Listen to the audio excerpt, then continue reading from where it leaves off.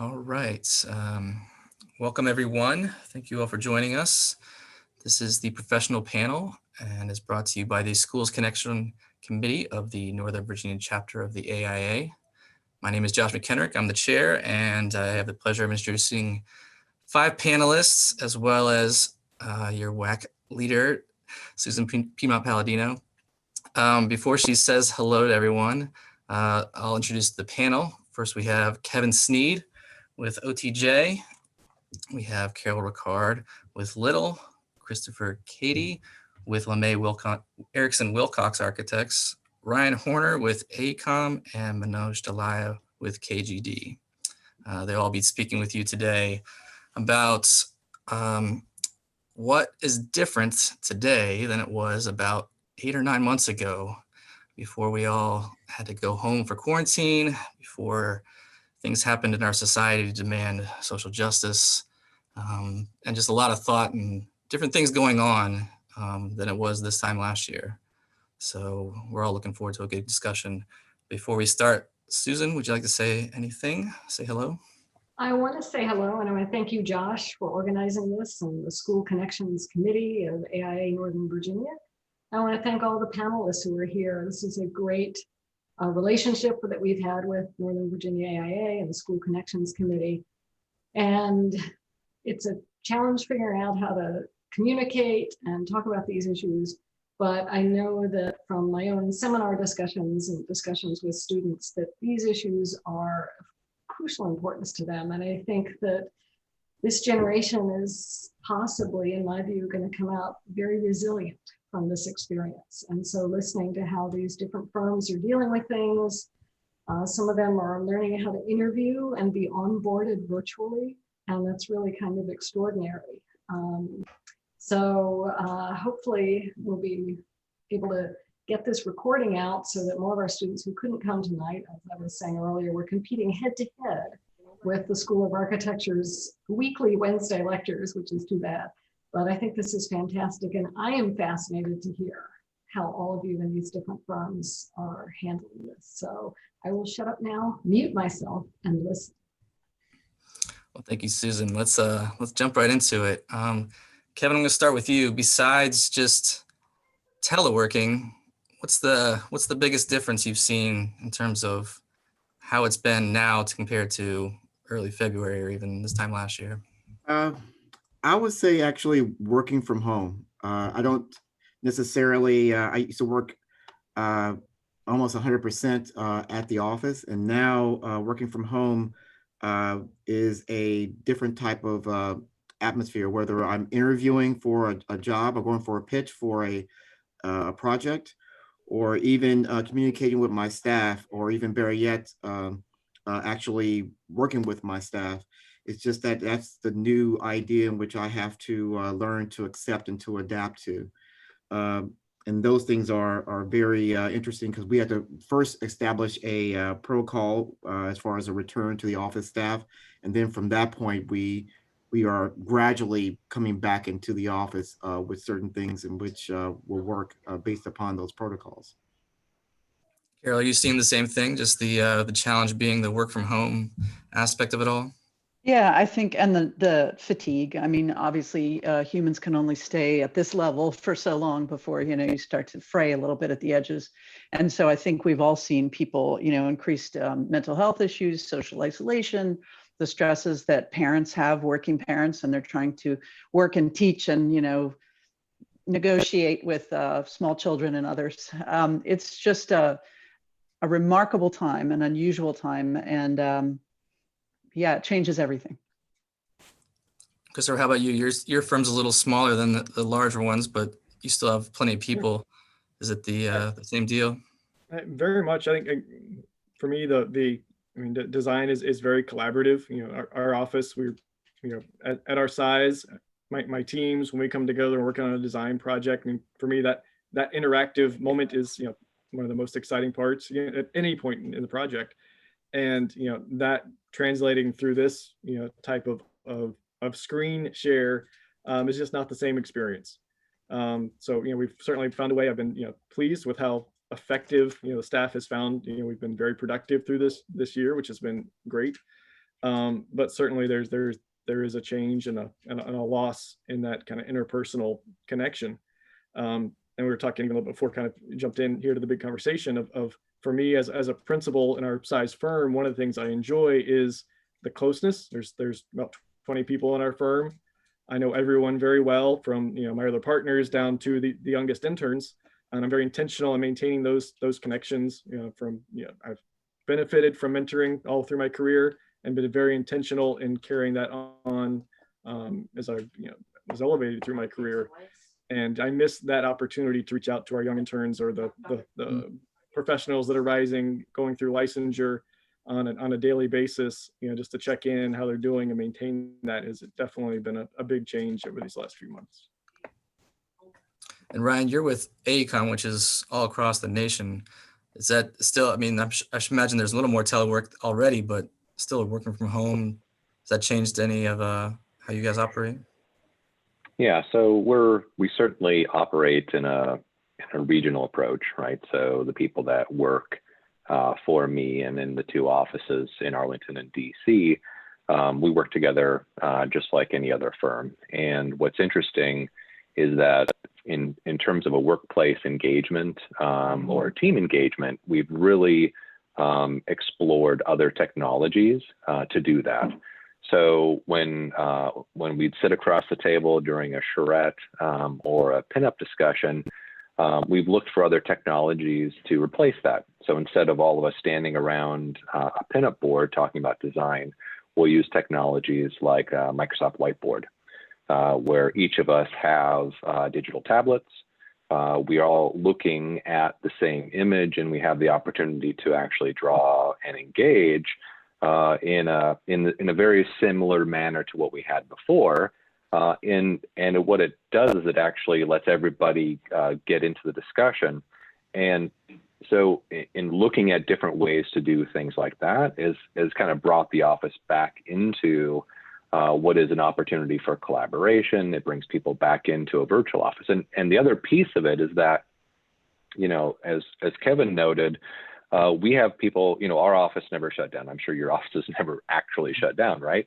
So we've always had about 25% of our people still coming to the office. So now it's not just a remote work where, Kevin, I feel your pain where I come into the office 2 days a week and, I'm there for the people that are there, but I'm also for everybody else that's working remote. And then when I'm at home, I kind of do the same thing.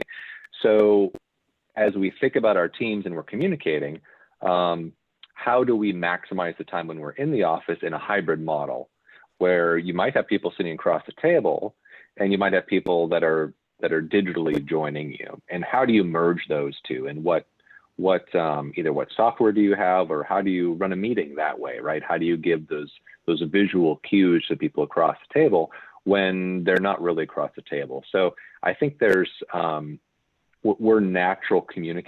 are natural communicators, either in a conversation, in engagement, in a pinup, in drawings and arts, and that's really the critical piece.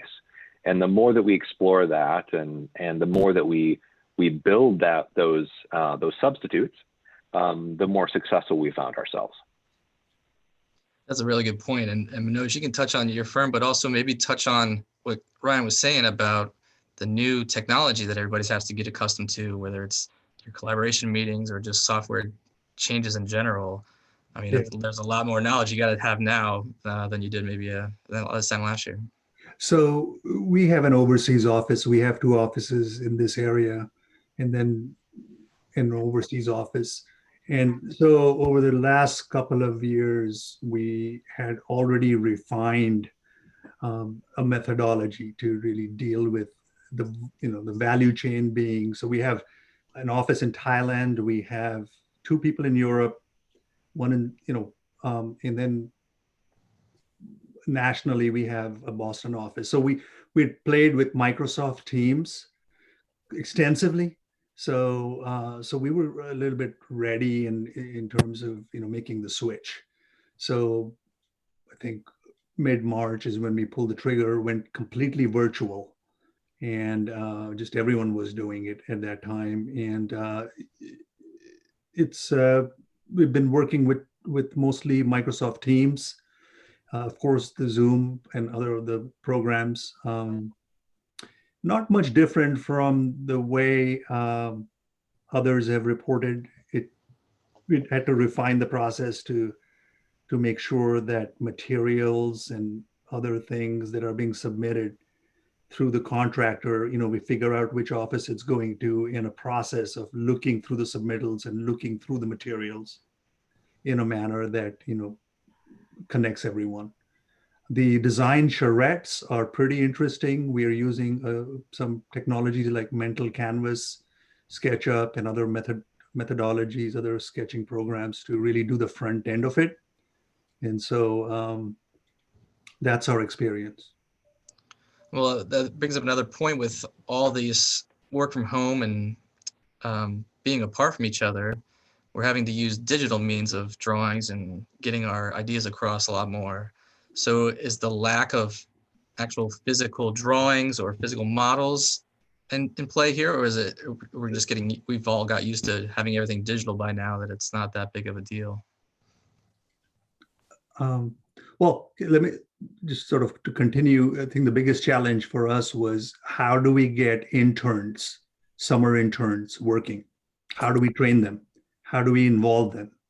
So we've sort of worked through that, and they come in for a little bit in the office and get orientation process. And then we're telling them to spend some time in the office. So we have a few people in there and we go through this program, and then they can go back in and after, learn to participate in this virtual charrette process. So that's from my side. Yeah, and then that's what we want to answer too is, well, how is this impacting interns? But I would think the interns now are used to the digital aspects of everything and producing that as the normal ways and means of doing things instead of the hard drawings. So it might be a little easier. But Kevin, have you had experience with interns yet in terms of anything different that they're experiencing? Well, I think it's what I mentioned just earlier. The whole notion of an intern is to actually collaborate and communicate with other staff, and that's the way to get that impromptu learning capability or that possibility of learning something else. At OTJ, we are a interior architecture firm, more on the interior side.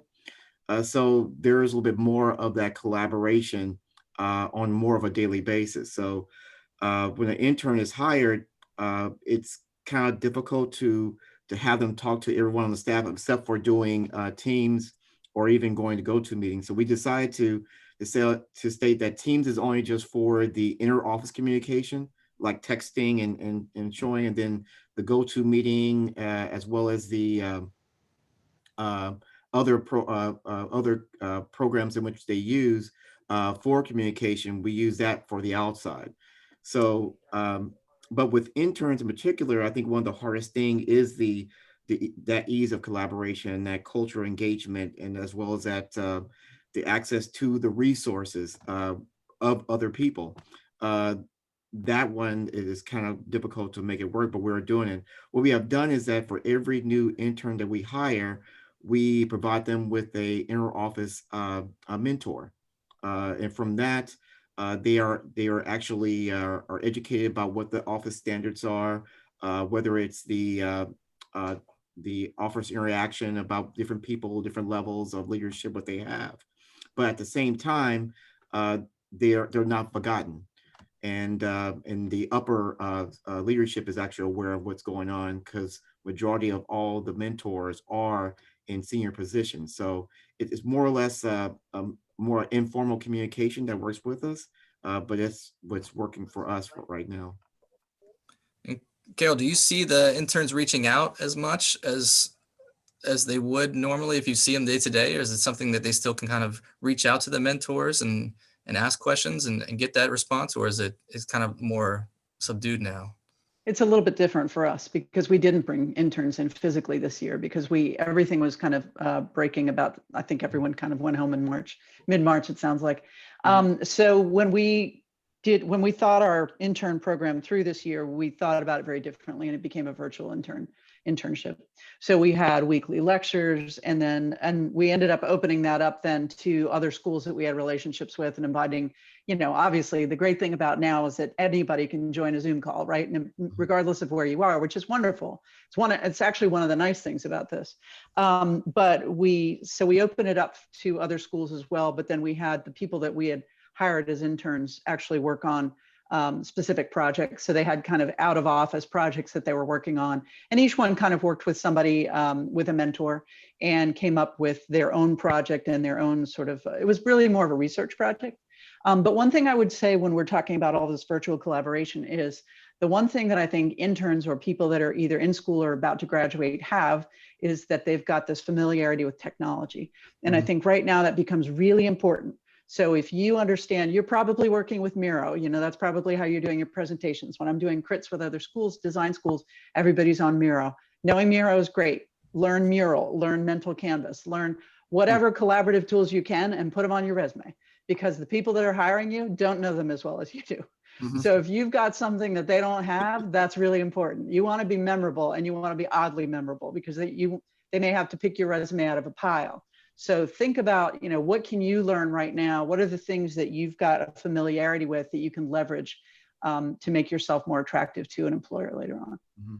That's a great point, because there's a lot of new stuff now that, as I guess, is more at the forefront because we have to use it collaboratively. I mean, I think to Carol's point, I think before this, as an intern, somebody that's graduating, knowing your strengths, what are the things the skills that you have that are going to be immediately and readily useful for a firm. Those are the things that make it easy to identify when you're looking at a slate of candidates. Well, this person, I can immediately plug into doing this, whatever it might be. If you have some experience with CDs, great. If you're excellent at modeling, great. But and to Carol's point, all of a sudden that skill set now includes, what are your virtual strengths? I mean, if all of a sudden you can bring to tools to an office that either we don't know that well or we're less focused on, that you can help bring a new skill set, by all means, that becomes an advantage when you're in that conversation. Because this is going to last for a while. Like chances are, most people were out of the office for a long time and then sort of slowly filtered back in. But once we get through next summer, let's say, my guess is that most firms, most companies are still going to be on some sort of a hybrid model where people have a much more familiarity and flexibility, and they know it works now, so they're more likely to engage in it. So those things aren't going to go away. Being able to present virtually, being able to talk to clients virtually, being able to present, ideas, concepts, finishes, whatever those things might be. Get familiar with that kind of interaction, and you'll be very valuable. Ryan, are you seeing the same thing where you are, or just that ability to kind of adapt to the virtual environment a little more? Yeah, we actually had hosted an internship program similar to Carol last summer, and we had Virginia Tech students come. We had UVA, we had Catholic, we had really everybody in the region. And it was broadcast throughout all of AECOM. So we actually had people from Singapore. We had a UK student joined us each week. So it was really kind of a nice mix of exposure for people to really connect on the sides of the planet and really talk about and learn about the practice, learn about design. And then we did actually host a few interactive panels where we had some portfolio reviews where we walked through some of those hands-on pieces to help prepare students. I do think that there's the students that are graduating this year have lived just like we have in this exact same environment for almost a year now. So naturally they're going to have real life experiences just like we have. And I think that's really going to just be another conversation point when we're talking to students and we're talking about how did we become resilient, right? And I think that phrase and the way that we talk about ourselves and we talk about, well, how did we engage in school? How did we engage with an internship? For me, looking at students and really identifying who are best fits for AECOM there's still the principles of collaboration and multidisciplinary approach, things that we really look for each student. But just like always, we really look for those students that are engaging in conversation, that are aware of the complexity of design and the different viewpoints and voices that create great design.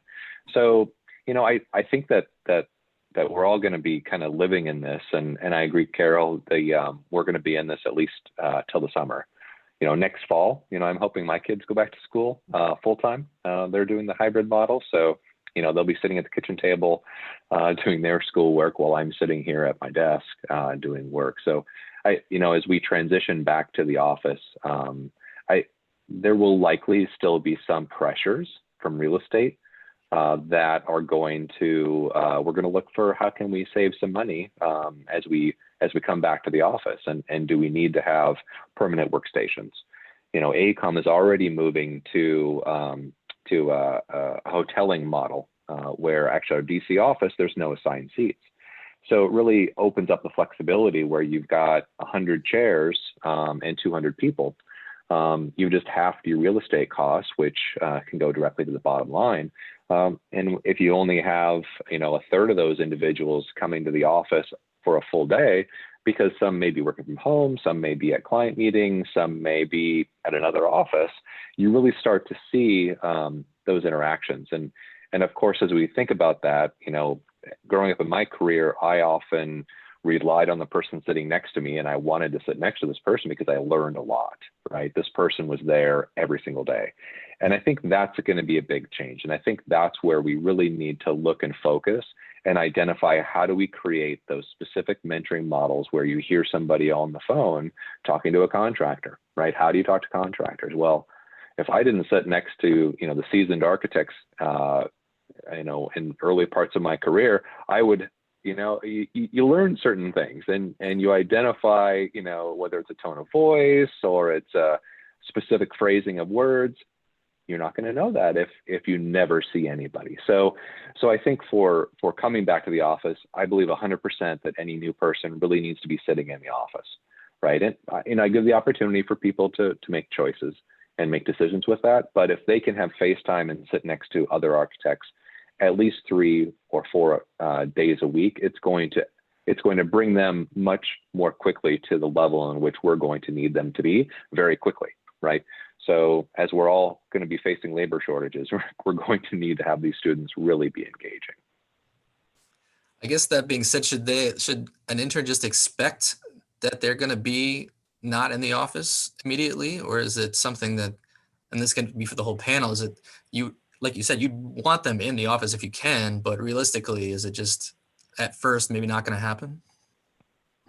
I think that we're going to have this 6-month stretch here where hopefully, vaccines come, they get accepted, we all, develop the ability to come back to work, right?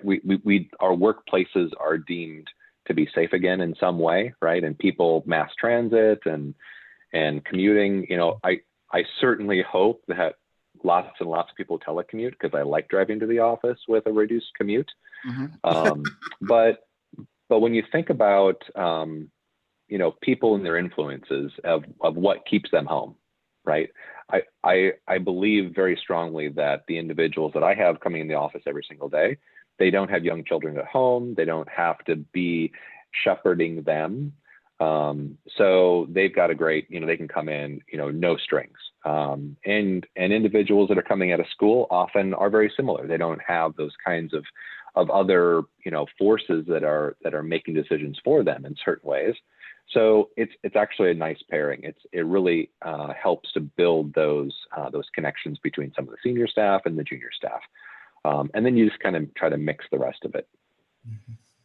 We actually have a formal mentoring program right now, and some of the people in my group are recent graduates, and they've joined Little since the pandemic started, or right as it was starting. So they really haven't had much time in the office, and that was kind of one of the challenges that obviously that they had, and one of the things they really missed. Now we reopened our offices for people who wanted to come back in when we started seeing, mental health things, people, again, sort of suffering in silence and being by themselves in solitary, which is tough. So a lot of our younger emerging professionals have come back into the office because they do want that peer-to-peer learning, and that's really what they're looking for. So we're still trying to find, ways to strike that right balance. Like Kevin was talking about earlier before we got on to the recording, it's important to figure out when the people that you're working on projects with are going to be in the office, so that when you're in the office, you can actually collaborate. I mean, that's the value of coming back, to being able to interact with other people. So what we call our repop team, our repopulation team, looks at who needs to be in the office when, and how we make sure we can seat them and still maintain safety. Yeah, I imagine it's just, like you said, most interns won't have the things holding them to their place where they live that as much, so they'll be a little more free to come into the office a little more. But let's say that you were hiring interns and you had to do it virtually. Is there something that you're looking for beyond the resume, like how they present themselves on Zoom, or do they have a background on the back, or something like that? Is there anything different about the interview process that maybe you're looking for that you might not have earlier before? I'll answer if nobody else will, but yeah, absolutely. I'm always looking for people who can present themselves well verbally. Architecture and design, not just architecture, is about communication, whether it's graphic or verbal. Graphic, we're taught frequently in design programs. We're not always taught how to present really well. And so if somebody is interested, engaging, has done research on their own, has ideas, is interested in stuff, has passions, those things are really important. And especially if they're around, for me, the things that I'm interested in are, how buildings affect the people who use them, who come in contact with them. So if I'm talking with someone and they're obviously excited about something, about a subject, I'll ask them what are the things that excite you, in general outside of work, and they can talk about them in a way that's easy to understand. They're good listeners as well. Those are things that I note and that are not always easy to find. I want to add to that a little bit. I think the personal passions and the expression, what they're good at, has clearly always been important, I think, for us. One thing that I learned about a practice that our hiring committee was doing was asking the question, do you know a technical program, such as Revit or XYZ? And we really tried to kind of stop those questions, because it was making everything go into more of a technical direction. We presume we can always teach people, these software programs. What we're really looking for is design thinking. And even the virtual programs, I think they're young, they can really do it. But what we discovered was, over the last 3-4 years, we were taking, good designers, and we were kind of making them through a process average project managers, which we didn't really like because it changes the culture. So it took a while, but I think those questions are no longer asked, and we really look at your design skills. It took a long time for us, though, to kind of go back to the basics, and also, frankly, model making skills. What I'm really excited about, and we just hired one new person on a full-time basis, and then through the virtual internship, if you will, a research assistant so the person that we hired, she had fabrication skills. She was really into the studio where she was able to make models. She was experimenting with material. So it's just similar to like the WAC, if you will, where there's huge focus on how you treat materials, whether or not you can really work with real modeling skills and architecture, as opposed to everything being virtual.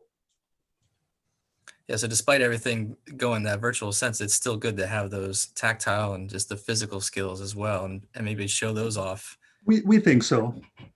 Yeah, otherwise it just sort of shifts to a more technical kind of thing, and more project management, and really the future is about creating environment, and really it's still not letting go of design, because there's a lot of tools coming in, but you really have to think about your duty as an architect and kind of train them. And also, one other thing that I found interesting is there seems to be as soon as they come on, younger, whether they're junior architects or whatever, they're coming on board. What we try to do is we take them through a systematic process to public meetings where they see what community engagement is all about. So, that's one of the important things, is to really engage and see from the other side and, transform your design through this community engagement process. And that's been interesting because initially, I think they're not really sure why they're being, and it takes some effort from our part to really fund those hours. But, and because, they're also sometimes in the evening, but we've judged it as very important for us. Kevin, do you see any of that kind of stuff, like just further outreach? I mean, with people stuck at home or be having to attend virtually, is there other outside meetings or other ways they can be engaged besides the AIA chapters around them, or the student assemblies that they have? Well, I guess I want to start first with the technology. I always consider, if a person knows Word, Excel, and Revit, and some form of a 3D presentation tool, to me, that's the basics. And I don't really ask that question. What I do ask the question is that what other things that are interest to you, as Carl mentioned, as well as Ryan mentioned, and what things that really resonate with them to go even further with that interest. But then from that point, that's when we get the workplace mentor that I mentioned earlier. Try to pool that what they're lacking, to add that to their talent, and then at the same time pull those items which we consider as a bit of a weakness, like the presentations, what we do here, and that's where we try to expand on that person. But overall, what I'm doing right now is what was interesting is when we do these virtual pitches, if we will, if my office have a presentation that we have to go to interview for a new job, we're up against other firms, and I still say that we have to have, I call it a protocol of how we present ourselves, what clothing we have, at least from the waist up. No t-shirts, no. At least I tell them wear collared shirts, and then just go from there with the interview. If they have a great personality and the person on the opposite end can resonate with that, to me, that works out the best. It's all about the personality. I mean, because if you have a person or an intern who is with us during the interview, because we include them as an additional person to communicate and as part of the team. But if they can't really say the portion of their pitch and actually stumbles a little bit, that's okay, because it's their first or second time. But as they mature, it becomes more second nature. And that's what we're looking for, is that can we see in that person something in which they can actually mature into something that can resonate to something they can be a project manager, but most importantly, do they have that personality in which other colleagues can actually watch and actually grow with them, be with that particular team or studio which they're with. Christopher, you feel the same way with dealing with the virtual interactions with the interns? Yeah, I think Carol hit on something that kind of resonated with me, which is communication and storytelling. Right? When we talk to somebody that can convey their ideas, whether it's graphically or verbally, and talk about those passions in some way. People that have heard me talk about communication and storytelling. I grew up, my dad's runs a theater company, he's a playwright. So that kind of conveyance of story, something that's been ground into me since I was a child, and briefly on stage, and then started designing his sets for him off stage. But that for me, that kind of sets a page. I often think of Steve Jobs on stage pitching an idea, and he controlled everything in that environment. And and when I've been to the WAC and done portfolio reviews, when we talk about the how that portfolio is put together to tell your story, not just as a collection of different cool projects you work on. How does it present you? Every component that you do, from your resume, how it's written, what font you chose, all of that starts to convey a picture that represents you and your work, how you think, and how you're going to think holistically on a project. And here with this unique platform, you have another means to do that. So again, kind of taking advantage of this space. If you're interviewing with a firm, represent yourself? Do you take advantage of creating a background that's designed and shows something of your work? How are you displaying your work when you're talking about it? How are you presenting yourself? How are you dressing? All of that becomes a package that is representing who you are, what your ideas are going to be, and what you're going to be in that new firm. So take advantage of that whole package as you're trying to tell your own story. So almost that your virtual presence adds a little bit to your portfolio and overall package. I think it can, and think of it that way. Actually, I want to say something that was very interesting. We had a couple of, or actually several of the new interns or people that are looking for jobs. They're using now, of course, the tool, the app called LinkedIn. Of course, everybody knows of LinkedIn, and they put their resume as part of that particular of their portfolio, of their resume, as part of their knowledge of who they are in LinkedIn. But also, they also include their projects in which they worked in the office, or they give me a link to another blog that they go to, which I thought was kind of interesting. And so when the person that we actually interviewed for a interior design job, interior architecture job, I was more aware of who they are because I had access to their portfolio and everything through LinkedIn, and then as well as through their personal blogs. And then I also, which I shouldn't do, people say I shouldn't do that, but I also typed in their name and all this other stuff comes up and I'll learn more about them, their personality. So be very careful what you have out there. There's people like me that actually look and see, on their social level of their information as well as on their professional level. So, and actually use the companies like Aerotech or all the other job interview companies. They call me up at least maybe 2 or 3 times a month on trying to find if there's a particular person. I'm not sure if everyone else going through the same thing, but it's very interesting how creative some of the new architects and designers are coming up with. With us being at home, there's a lot more time to be on social media and just have a virtual presence. Manoj, do you find yourself checking those things as well, the social media presence? Is that important? LinkedIn is obviously the safe one, but once you venture beyond that, you might find some things you might not want to see.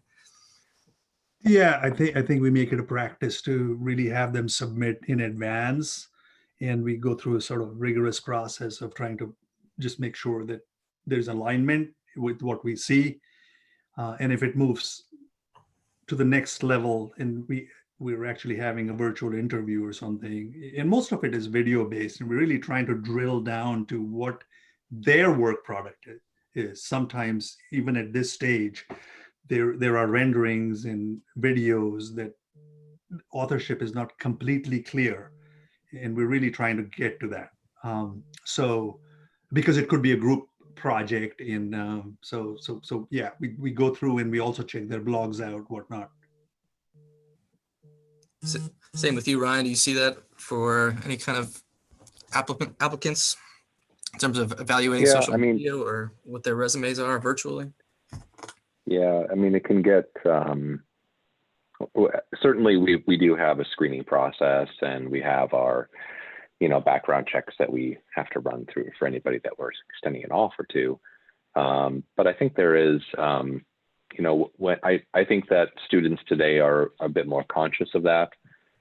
Certainly they as they mature in their college careers, the focus and the emphasis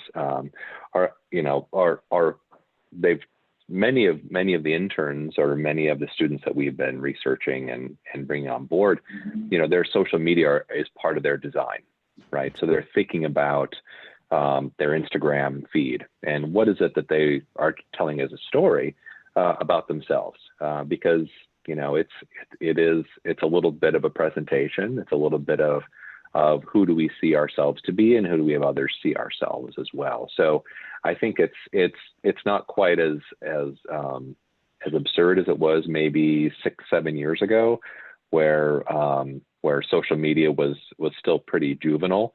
But I think today, whether it's travel blogs or vlogs, it's looking at interesting architecture, patterns, talking about or viewing or being engaged with. My alma mater has a blog dedicated to students, and they're vlogging, whether it's it's a study abroad program, or it's what's happening in the studios. I think universities are doing more and more to try to bridge some of those things so that potential employers and potential students, frankly, are seeing the excitement of students and are seeing those engagements. So I think there's a real shift there. And what's nice is that those integrations with, Issue and other online portfolio platforms really allow us to see some of those things kind of come together as well. Josh, I wanted to mention something about research. What we've been doing is, as we're exploring the idea of bringing on more researchers, if you will, where they're not full employees, but we might be looking at timber buildings or some other aspect of it. So we or a pursuit, and so we focus on trying to create bridges, a connection with students who are used to doing research, and we try to involve them in the practice, have them sit down in a pursuit and give them an assignment, say, okay, well, this is X amount of hours that we can fund for you, go into research. So what we're trying to do is use their academic skills and have them exposed to practice. That's a good point, because there's just so much available now that you can kind of use all those tools and gather information for everybody. Carol, I imagine it's the same with Little as well, as just in terms of how you're screening and how you're evaluating the overall package for your interns. Yeah, I think so. And when Manoj was talking about people with different sorts of abilities, or having just come out of an academic environment where you're used to writing papers or doing thought leadership research, those things are great, and they're really important actually to us. We like to hire. I usually make jokes about us being a traveling band of circus freaks, but in the best way. We have people that excel at one thing and it's something really unusual, but you can use that cross-pollination, or the way that Manoj was talking about cross-laminated timber or heavy timber. You're looking for that kind of warp and weft, of talents and skills that you have, that you're able to put into your population. And for us, measurement is really important. So we have people, someone who is a graduate of the WAC who started in anthropology and then went back and got her master's degree in architecture. We've got somebody who is organizational psychologist and then went back and got her degree in architecture. So those things, those really, again, unique, memorable, different pieces of someone become really important, I think, to an employer, because somebody and a creative employer is looking for anything they can get their hands on to differentiate themselves from their competitors, right? So you want to find people that have a wide breadth of skills, that are really great thinkers, people who know how to think, who know how to, I love people with liberal arts educations in their background before maybe they go into design, because I think it gives me an understanding that they can think about basic things in a very creative way or a very wide ranging way. I love the fact that Christopher's father was a playwright. I never knew that about him, but now it makes him so much more interesting even than he was before, because again, there's this unique lens, that I'm sure has affected the way that he approaches design. And to me, that's real magical. I mean, it's just amazing. So I love to see that in somebody that we're hiring. I remember years ago, we were looking for someone actually for our marketing team. And we had met lots of people who were very capable, but I wasn't seeing passion. And so I asked our chief marketing officer if she could just get writing examples, just ask whoever's interested, just write a one pager about something that you really love. And we ended up hiring someone who's trained as a geologist. And he talked about why I loved rocks. And he was amazing. He was such a great marketing person because he got into the why, behind the what. And for me, that just expands the dimensions so much more in a really meaningful way. So yeah, I mean, I think it's great to see someone's personality. It's great to understand what motivates them, what fires them up. Obviously, if you're coming in, new from just getting a degree, there's lots to learn. But it's nice to know that somebody's got the thinking mechanics behind the brain. So maybe all those hobbies that they've taken up over the quarantine can be actually put to use and expand their creative Yeah. abilities. Absolutely. Baking bread's very important in an office. Well, especially when you're back in person and get to share. Well, one thing that I was seeing as a pattern in reviewing portfolios and everything was they would gloss over their art, which I thought was so, and I'd stop them and say, I want to see your art. This is about linking art, architecture, planning. So we would spend a lot of time because actually it's a differentiator, the ability to sketch and do art and really, so the firm celebrates that, and we can even do large size mock-ups, whatnot, and try to really grind in the art piece and not let them forget it in a meaningful way. So they get a lot of chance to really explore that. Carol touched on kind of the word why, and last year when we could still meet in person, over these last several years, I've been deeply involved in the executive committee, now past chair for the Emerging Leaders in Architecture program. And last year I gave a talk, the closing session talk week was hosted at the WAC last year. And a big portion of my talk was about, or included the circle of why, which is actually how I kicked off the year with that and looped it back in at the final. And in that instance, I was talking about the why largely within your work, but I think it applies very much here of knowing and embracing your why. What are the things that excite you? What are you about? Whether it's a specific aspect of design or another hobby or something, but that passion in you conveys a lot of what any of us are seeking in that conversation. If we can build on that, understand it, see who you are, there's a whole lot that story is going to convey to us as we're trying to see. And when we interview, it's very much two-way. We're making sure it's a good fit for both us and for the the potential intern or long-term hire. And the more we can see, wow, we're really aligned, or what, maybe we're not. But I know a lot of architects, and I think you'd be a great fit over in this office. Let me give a call for you. And I've absolutely had those conversations. But the more you can get to that next level of who you are and what you're about is certainly going to be beneficial for all. Very good. Well, we're about an hour in, and I want to make one more transition. That we had the COVID putting us all in quarantine, change our work environments, but there was also a big event that happened and brought out the social justice movement about recognizing discrimination and recognizing how we interact with people of all races and colors and religions. And I was wondering if you had any advice for the interns coming in terms of if there's anything new they need to be aware of. I mean, I think the students nowadays are used to these diverse environments, and it's kind of more of the older crowd that had to kind of catch up a little bit. But if you had any advice for interns or people coming in of that workplace environment and how those things that kind of attitudes have changed a little bit in the past year.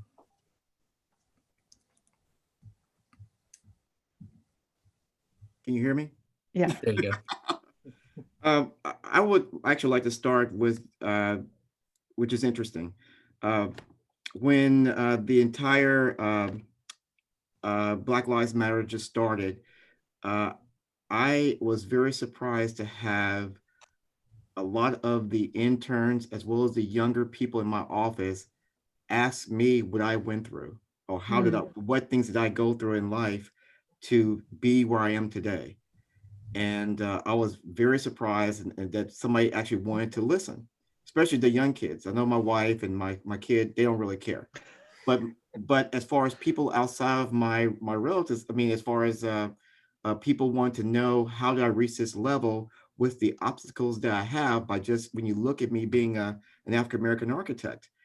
And the first thing I always tell people is that, and actually it helped me resonate with Debbie Burns and with her husband, John Burns, who helped me with my fellowship, is that I see myself first and foremost as an architect, but it so happens that I am a African-American male and I went through some of these things.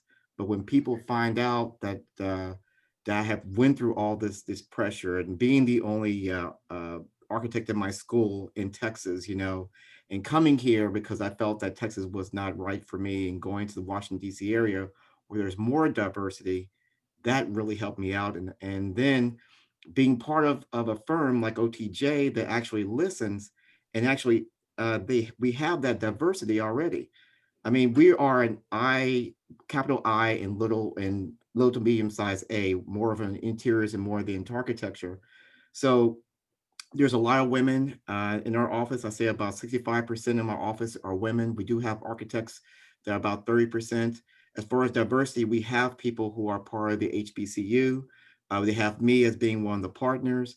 They have several ladies who are partners as well. So a lot of people were actually complaining when, we're not saying much, but I was like, well, we're there, we're just not being very vocal about it. And that's one thing in which we're making a difference now to make it more known, not only to the staff, but actually to the community, the architectural industry about what it's like, to have that diversity. And we really do care about that. So I guess with a lot of that stuff, it really resonated with me when people asked me the question. They'd be more interested in my history, as well as being more interested about the field of architecture and how I got here. I think that was an eye opener, even for me. All the stuff that was going on, of course, I know about it. I mean, I'm talking to my son right now, who is 16 years old, and he heard the talk at least once a month, since he started at 12. So he knows, but it's just refreshing to hear a lot of people, younger people, a new generation of people that just didn't realize that there was something that's going on. And even in the field of architecture, I mean, in the field of architecture, there's only 2% of licensed architects that are actually of African-American background. And I know that Susan and all other schools are trying to make that difference. But I always try to make myself known amongst everyone to make sure that they see me and they know me. I'm approachable towards everyone in regards to that whole social injustice. It was a big reality check for me in my office. I'm not sure about everyone else. The younger crowd was saying, "Can we do something? Can we do something?" And we had the standard letter, and we had the website, and we tried to show it in all the social media that our firm is someone in which we really care about, not only for the staff but also the community and its industry. But it's also we try to delegate that amongst to the younger crowd as well. And I'll be quiet from that point. Sorry.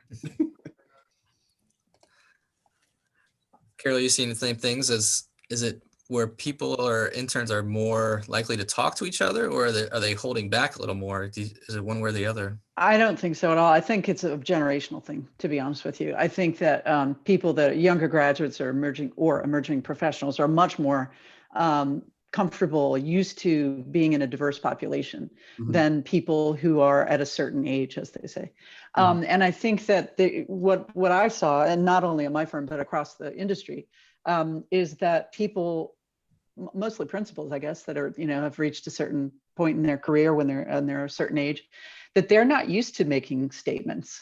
They're used to making statements usually about design or about architecture, not necessarily about social things. And so there was this push and pull where I felt like a lot of the emerging professionals were like you were saying, Kevin, so what are we going to say? What are we doing? Where's our voice? Where's our voice? And a lot of the senior people were sort of saying, well, who wants to hear from an architect? Who cares what we think? So it was very interesting because I think, it was undeniable. There was no way you could stand in front of that wave, nor would you want to. But I think it was one of those things where it was this amazing, hopefully, awakening, a national awakening, where people started to understand, where people of privilege started to understand, wow, not everybody had the same things I had, or had the same opportunities that I had, or the systems that are put in place that I may not realize as a white person are systematically organized sort of to my benefit and to not the benefit of people of color. So I think it was great, but I think it's still happening. It's still going on. Change is always difficult. And I loved one of Ruth Bader Ginsburg's, my favorite quotes of hers was, fight for the things that you believe in, but do it in a way that you can bring people along with you. So I think if we're going to make real and lasting change, it's really important to listen to many voices and help those people who may not understand the experiences of people of color and help them understand why it's important. Because I think if you don't get buy-in, if you don't get that understanding from people, you don't have a chance to make a strong foundation, to put down roots so that people really get it and they believe in it and they speak with passion, in defense of that. So yeah, I mean, at Little, we ended up creating, I had been doing a lot of research about social isolation and loneliness and things like that. And so we had been talking about Belong at Little, and Belong at Little is what our diversity, our group that talks about, it's an employee resource group, people who get together, and there's a book club and they read anti-racist literature and they talk about things. And we created from that group another group within the company called the Sounding Board, and there are 12 seats in it. 9 are people of color we've got different generations, different disciplines, architects, engineers, interior designers, as well as different generational cohorts, different genders. We're trying to get as wide an array of people as we can, and that group helps to vet ideas and helps work with HR and work with the partners about accelerating partnership diversity and the things that we think are important around diversity. And the most important thing, I think, is conveying why it's important, period. The world is changing. The United States is changing. There are a lot more people of color. By 2046, white people will be a minority. And so it's really important that we look like the world around us.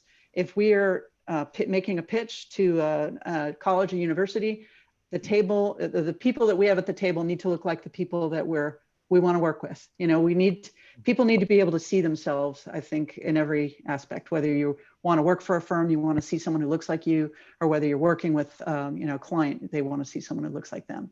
So I think it's just really important. And it's obviously an initiative, a strategic initiative of the AIA, that diversity is a very important thing. There was the large firm roundtable, which are the 60 largest architecture and engineering firms. The CEOs of those groups got together and we took out a full page ad in the New York Times talking about the importance of Black Lives Matter and the importance of diversity within the profession, and how we need to make sure that we are relevant and empathetic to the people that we're designing for and designing with. Great points. Christopher, you said that your group's a little smaller and everybody. Was it easier or more difficult to talk those kind of things with people you're a little closer to? Or? So it's interesting. I think ideally it's easier to have conversations. But I think Carol hit on something that's been interesting for me, which is, I'm the youngest of 4 partners in our firm, and the youngest by a ways.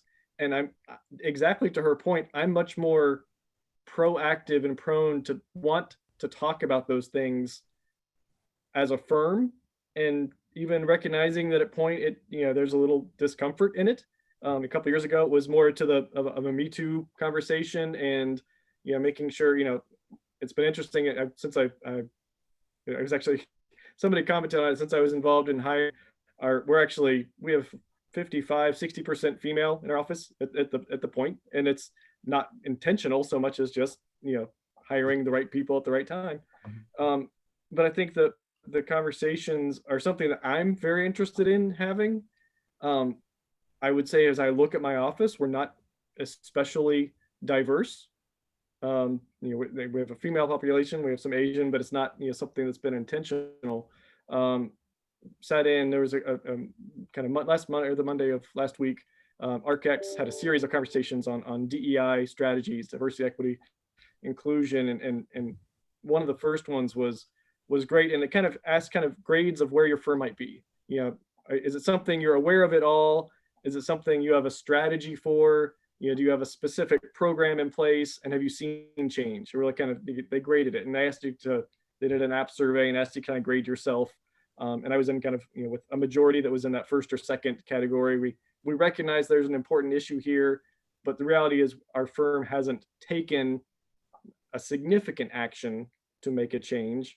I think it's something we're self-aware socially and as a community, but it was a great presentation exactly on that topic, and from a firm. And I think it's obviously, different strategies will apply to different size firms.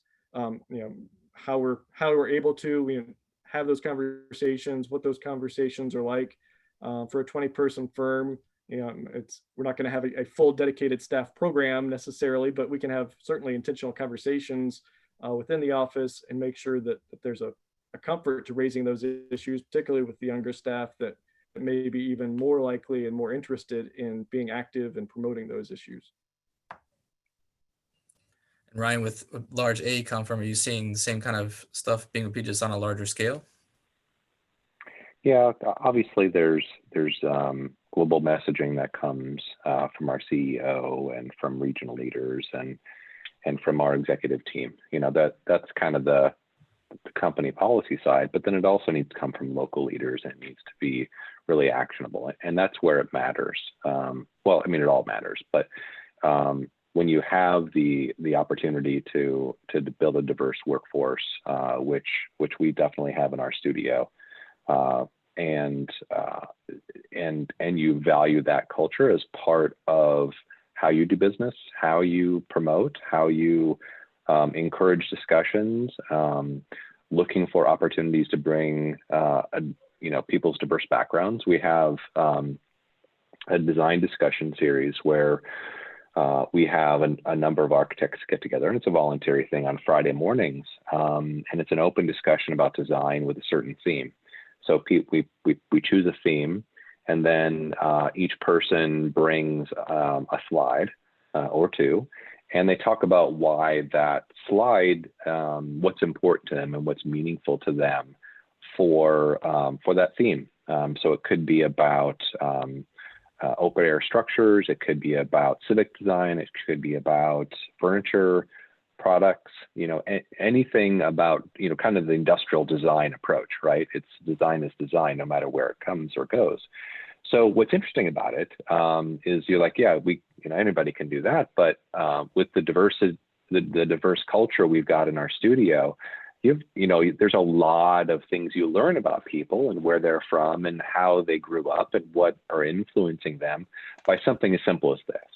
So it's partially about thinking, it's partially about listening, it's partially about, what are you doing actively to promote and engage, and to allow people to the formats to feel comfortable sharing and supporting that. And you also want to make sure that the people around the table are bringing that diversity just naturally. So the people, your hires, the people you engage with, and then the second layer to this that I find interesting is that I hadn't expected coming to AECOM is that we're a global company, so we have teams across Europe, across Asia, some in South America, and the Southern Pacific. And it's really fascinating. And we do work together. We have projects. I'm working with our UK team right now. They're doing an embassy here locally. And when you have an opportunity to really roll up your sleeve with somebody from literally across the planet, whether it's Madrid or Italy or some of our Indian offices, you absolutely learn what it is about design coming from where they are. And I've learned a lot based on the things that they value, the words they use, how they characterize good design, that are different than the approaches that I've learned coming through my career. And Manoj, you have international offices as well. Is that something you find as well? Just that diversity is strengthening and they're taking part of it as well? Well, so we're 25-year-old firm, but from the beginning, Ben Kishimoto and I are Asian, and we didn't really have a policy. We were just trying, yes, and we have an overseas office in Thailand. But over the years, we've tried to just hire the best talent.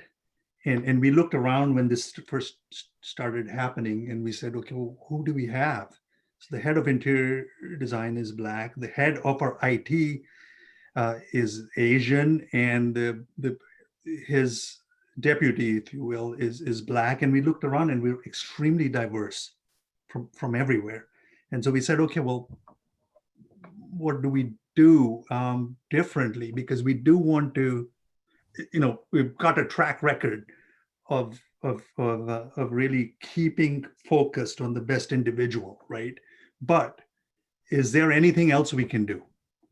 And so we we're looking at floating a program of dedicated, focused on HBC interns. So trying to now create some special programs where we can even intensify it a little bit more. But we haven't, and so that's the question. What should we do? Should we move towards some sort of? We talked about it. We didn't really want to make it cosmetic and skin deep, because I think, when we looked around it, it just seemed like we were fairly diverse, and it was just who we are. So it's a minority firm, and we've hired the best people we could find.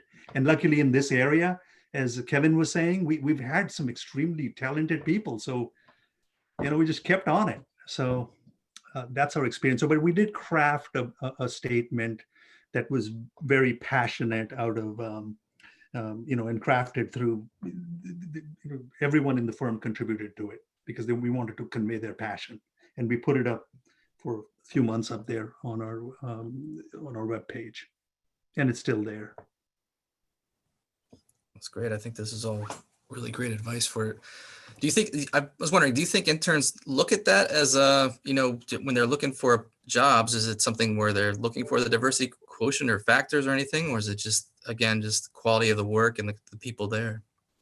I do want to answer that question a little bit. I feel like our diversity is a very positive thing for us for recruitment. We really, the interns and people who are hiring, they feel they have a great chance to go to get to leadership in the firm, because they look at the leaders and they look at the culture of the firm, and we post everyone on our website. So they look at it, and if they have talent, so that's the thing, is they think it's an even playing field. But one thing that I think I've discovered is that in designing in DC, for instance, in certain areas, and we're competing with firms, development firms, let's say, who are coming in, 4 or 5 New York firms coming in, or even large firms, large projects, 300 to 600 units. And I would watch those presentations being made to the community, and the people who were making those presentations did not match at all with the community receiving the information. And I looked deeper into it, and I found out that there were people on the design team who would be better presenting their own ideas. So we've made sure we're conscious of that, and we've had some wins, because it's about communication.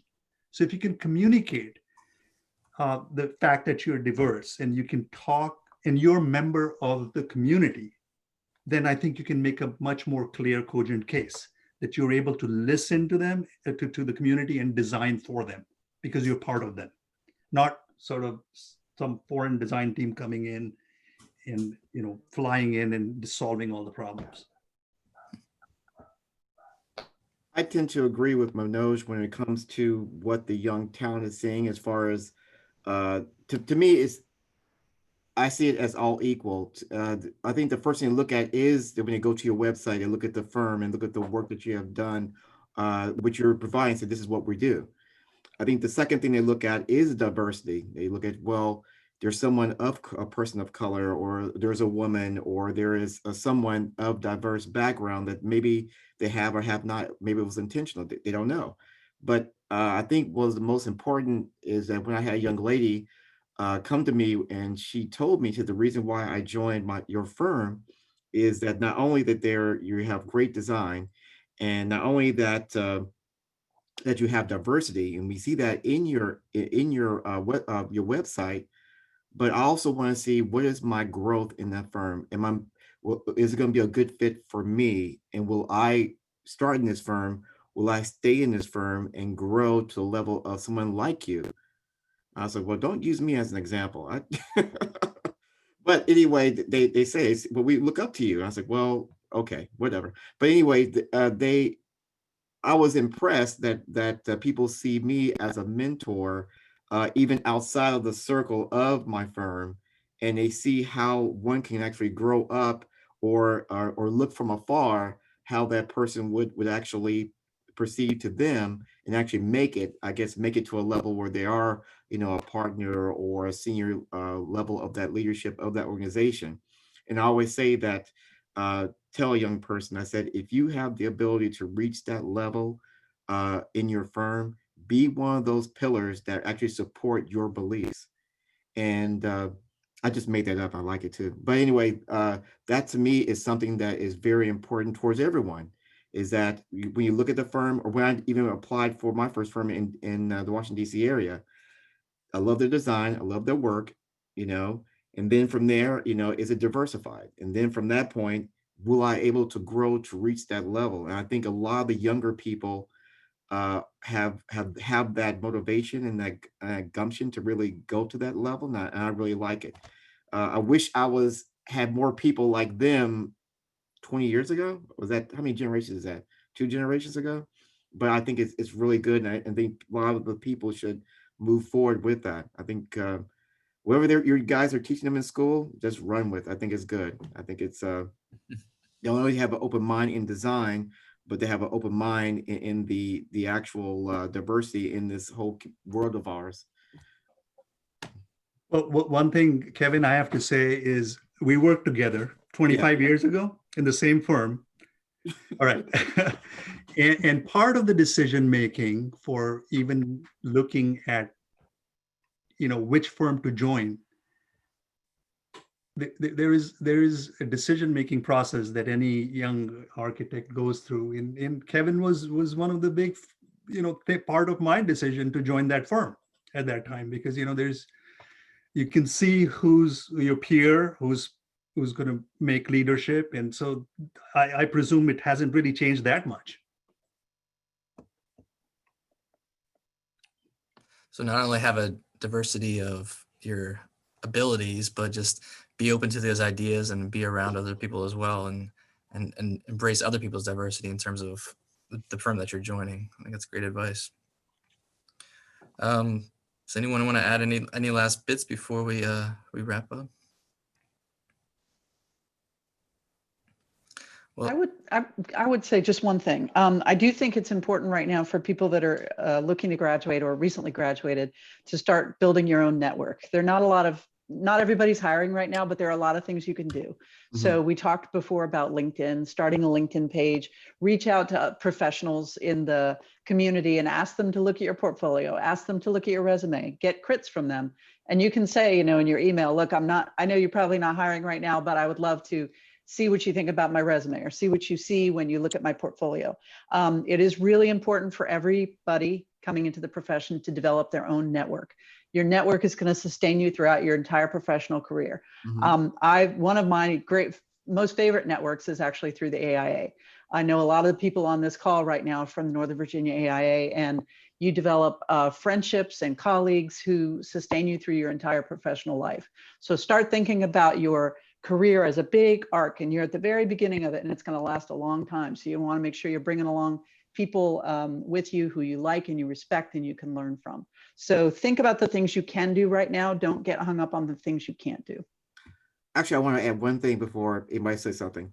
If you do a thesis, actually more to the school, if you do a thesis or a capstone, one of the top 4 things, or actually it was type 3 things in which interior architecture is actually growing in this industry right now, is actually in the government, government, finance, law, and then one surprise came out of nowhere, lab sciences. If you have a thesis on lab sciences and you're going for a job, whether it's interior architecture or base building, I guarantee they probably have they really look very intently on that background of their thesis or capstone.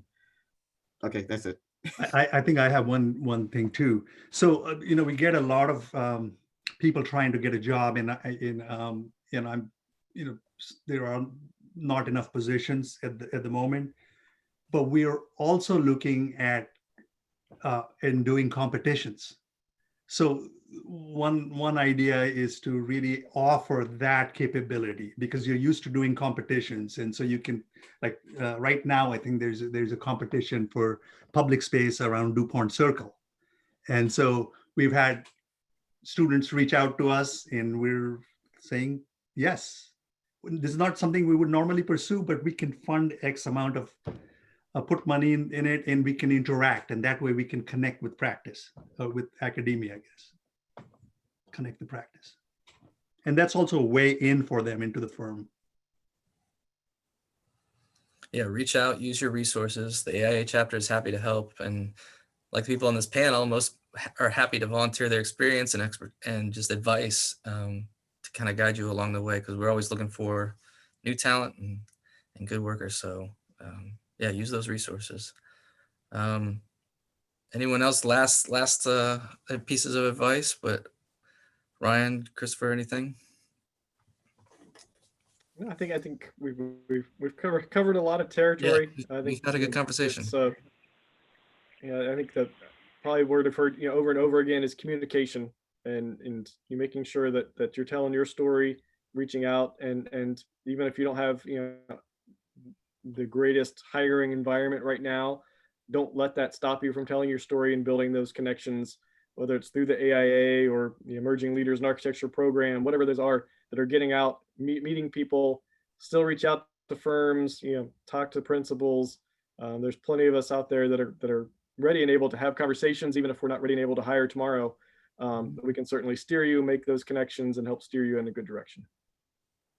And stay in touch with your fellow classmates, because I still do the same thing and it works out. Yep. Absolutely. Well, Yeah, one thing I would just like to add with that, just really quick, is not only about a network, not only about refining sort of pieces, but look at the rest of a professional, right? Oh, there goes my dog. Look at how do you build your leadership skills? How do you build your collaboration skills? What are the things that transcend? So when things do come, you're going to learn from that. You're going to build experiences from it. You're going to make a stronger network with it. But those are the things that you don't necessarily learn at the university. And by creating a whole person, a whole professional, how do you lead a diverse team, right? You don't need to learn that in an architecture environment.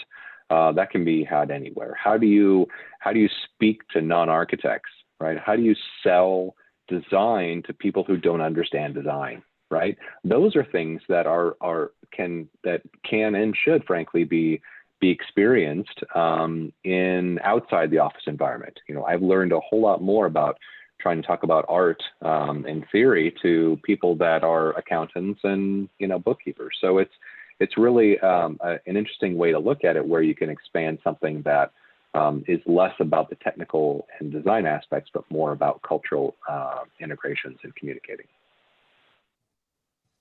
Very good.